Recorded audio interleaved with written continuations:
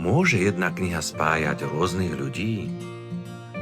Na Slovensku existuje ekumenický preklad Biblie, na ktorom sa zhodli všetky kresťanské cirkvi.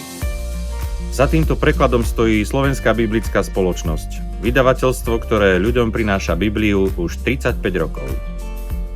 Snažíme sa, aby Biblia nebola len obsahovo silná, ale aj dizajnovo príťažlivá pre moderného človeka.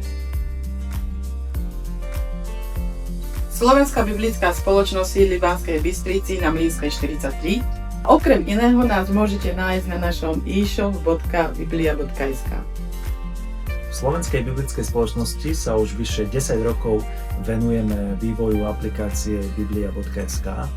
Táto aplikácia je výnimočná v tom, že v nej môžete čítať Bibliu vo všetkých slovenských prekladoch a dokonca študovať aj v pôvodných jazykoch.